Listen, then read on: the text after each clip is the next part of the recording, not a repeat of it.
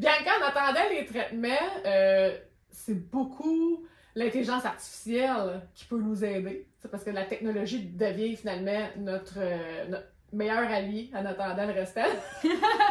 Est-ce que tu peux nous expliquer comment cette intelligence, là, on peut la mettre à profit, dans le fond, pour nous autres? Ouais. En quoi ça nous avantage? Pour l'intelligence artificielle, moi, ce que je trouve vraiment intéressant, c'est quand on utilise les fonctions comme les agents conversationnels d'IA. Fait que ça, les agents conversationnels, il y en a quelques-uns. Il y a Gemini, Claude, ChatGPT, Copilot, Perplexity. Ça, c'est quelques-uns qui sont connus. C'est une intelligence avec qui on peut avoir une discussion. Oui, c'est ça, exact. L'agent conversationnel, c'est pour jaser avec. Puis la façon de discuter ensemble, ça peut être fait par écrit. On peut écrire une question. Et là, on a un texte. Où on peut jaser en mettant le mode vraiment où on parle puis on l'écoute. Ouais. Fait que dans les deux cas, c'est ça, c'est de la discussion. Puis il y a même, j'y reviendrai après, il y a un mode où on peut partager des informations. Fait que, en premier, je vais revenir au mode discussion. Pourquoi c'est utile, selon moi, pour les personnes qui ont une déficience visuelle?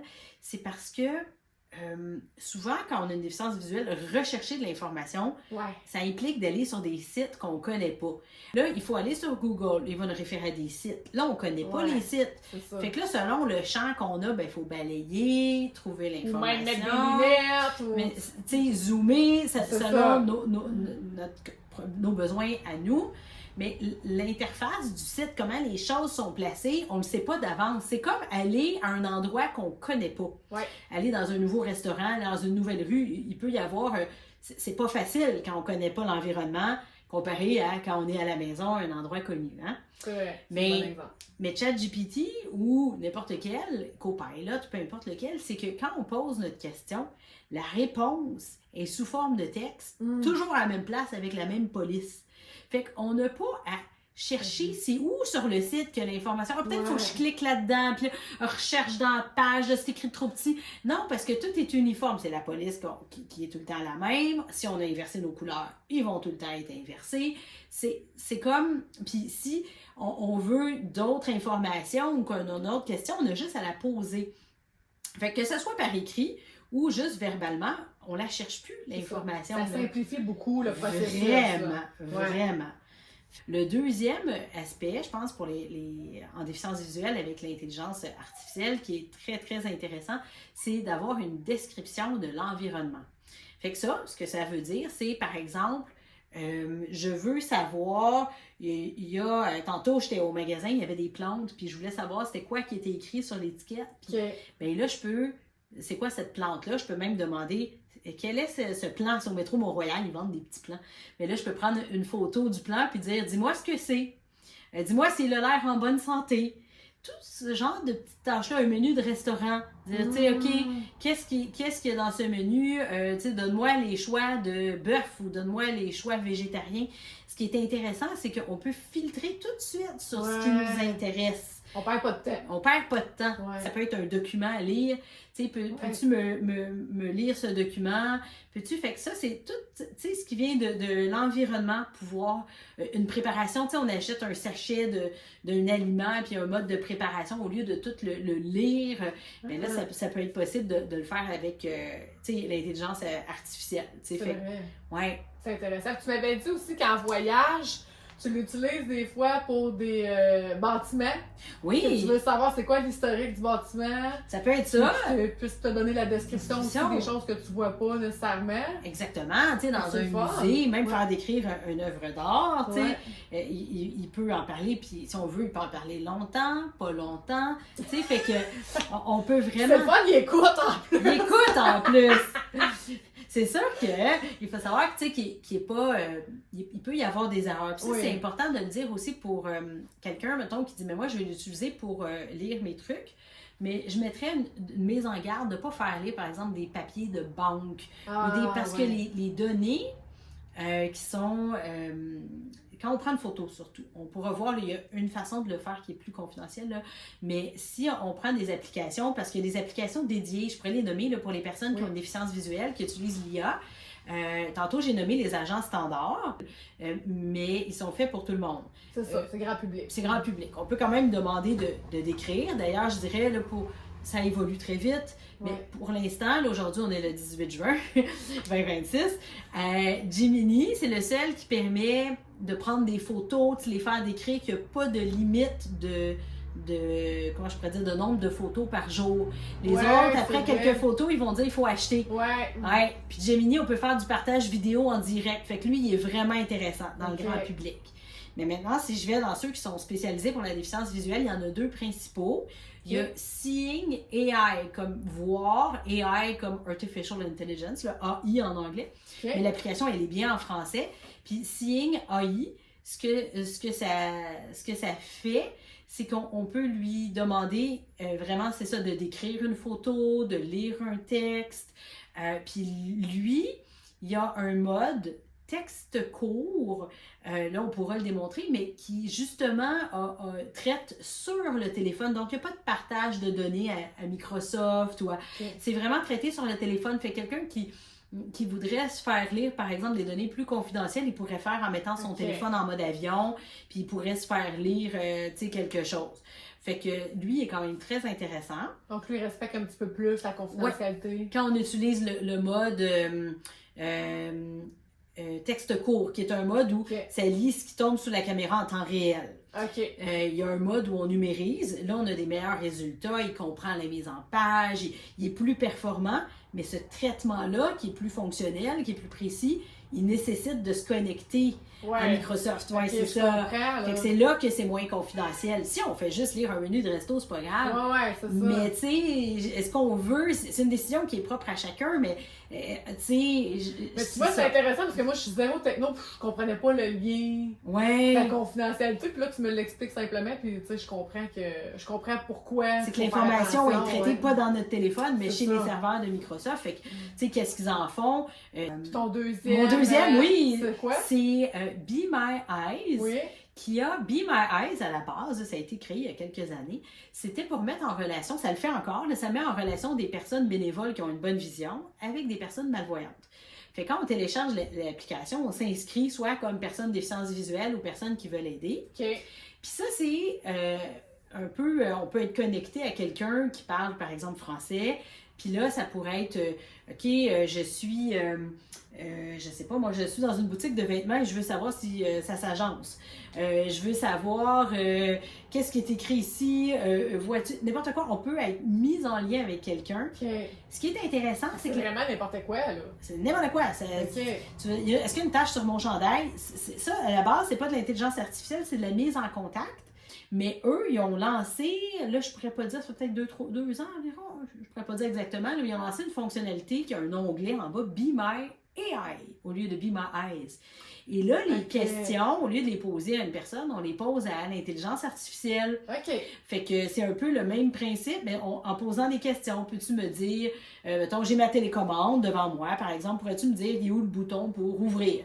Il est où le bouton? Tu sais, tu comprends, ça pourrait être un exemple. Une question pour toi, qu'est-ce qui fait vraiment la différence entre justement prendre ça, Be My AI, ou ChatGPT? Y a-tu vraiment une différence ou à partir de là, ma question, de toute façon, quelqu'un va y répondre? Mettons le Be My AI et ChatGPT. Mais ChatGPT, le nombre de photos que je peux lui envoyer par jour, il est limité. C'est ça. Tandis que Be My AI, non. Et c'est ça le gros avantage. Mais je dirais aussi que Be My AI, il est optimisé pour des gens qui ont une déficience visuelle. Fait qu'il comprend à la base qu'il y a un problème visuel. Tandis que ChatGPT, il peut le comprendre, mais il faut comme lui expliquer, il faut le mettre en contexte. Mais ce que je dirais, moi, je pense que le mieux, c'est d'en essayer. Puis de voir lequel va mieux pour quelle tâche. Fait que selon les gens, c'est quoi beaucoup leurs besoins. Ils peuvent faire des tests, puis finalement, parce que les conclusions, les gens n'ont pas nécessairement les mêmes opinions. OK, là, Bianca, tu voulais présenter 2 intelligences artificielles. Et j'en ai choisi une grand public qui est Gemini. Donc, on a vu qu'on peut utiliser le mode texte, fait que là, on pourrait écrire puis lire la réponse. Mais nous, on va aller voir le mode où on a une conversation verbale. Fait que je vais prendre le bouton qui est le plus à droite avec des petites lignes. Juste préciser que pour avoir accès à ces... qu'il faut à télécharger l'application, puis qu'il faut Oui. la connecter à un compte là, Google, dans le cas de Gemini. Là. Oui, c'est ça, ou le compte Apple. Il faut comme la connecter avec notre adresse courriel, puis c'est là qu'on a accès aux fonctionnalités. C'est là. ça marche pas si on s'en va sur le site Internet. Il faut vraiment avoir l'application sur notre téléphone. Ça va être bien mieux comme ça. Ouais, OK, plus de fonctions. Fait que là, on voit ton bouton complètement à droite. Ouais, fait que là, il va nous écouter à partir de maintenant. Fait qu'on va lui demander, je tiens un livre, qui est un livre d'ailleurs écrit par un auteur qui a la rétinite pigmentaire, soit dit en passant. OK. The Country of the Blind, qui est américain, puis il raconte sa découverte un peu. Ben, non, on va laisser l'intelligence artificielle nous le dire, mais je le recommande, c'est un très bon roman. Parfait, merci. OK, alors, je vais démarrer le mode où il nous écoute, puis je vais lui demander qu'il me dise le titre du livre, puis après, on va lui demander de nous résumer ou de nous lire la 4e de couverture. Bonjour, est-ce que tu m'entends?